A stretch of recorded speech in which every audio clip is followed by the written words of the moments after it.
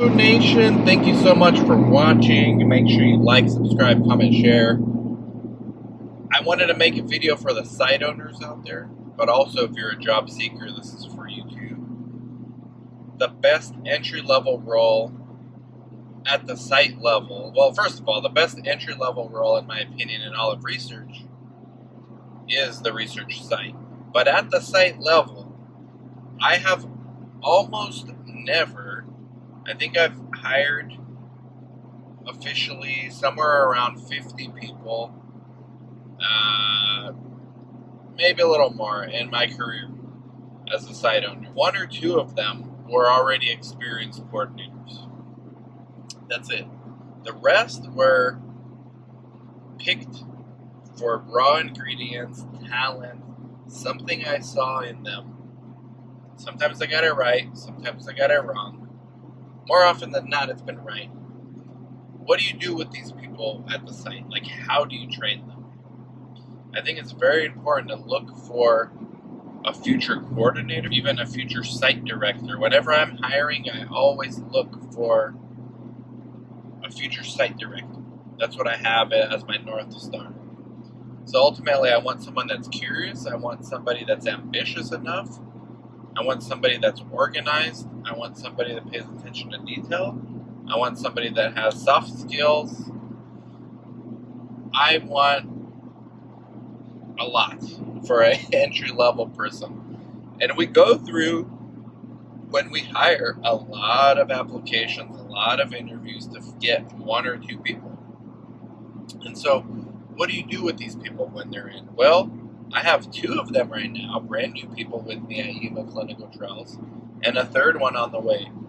And besides our CRC Academy, which I think we roll all of them into it, you look for different skill sets that someone has. So we have one person, she's an international medical graduate. We instantly have her applying for studies for us on Innato because she understands medicine. She's a doctor. She understands, she can put herself in the shoes of our PIs and look at Innato and see what studies are out there that they would be interested in and that our patients would be interested in, because she's, again, it's not hard for her to imagine, she is a doctor. We have another personnel-oriented. I've got her figuring out Patient ACE, which is our patient recruitment portal, figuring out how to automate all these things, figuring out how to make the process better so that when a patient clicks on an ad, they can schedule themselves to come in for a pre-screening visit, and I'm having her handle that stuff. I'm also having her handle flyers for the community providers. We do a lot of business development within the community, so I'm having her do a lot of that stuff. Now, simultaneously, both of them are also shadowing our coordinators on all the studies that they have. So whenever there's a patient visit, these two people are shadowing, unless the priority is one of them is looking for studies, the other one is looking for patients in the patient database. But this is how we get them started. Now, I'm also going to put one of them in charge of networking with other sites. I'm going to give the IMG this task next week, because we have sites that we share study leads with. So if you're watching and you're one of these sites, reach out to me if you're not getting an email from my coordinator, because we want to start sharing potential study opportunities with other site owners. So this is how I get them started. There's further things we can do. There's things such as, like, if we're really slow, they can help me manage my calendar, which we haven't gotten to that point because we're not actually that slow. So one of them already made source documents. One of them has already been on a podcast. So I have them do things that we already do in the business.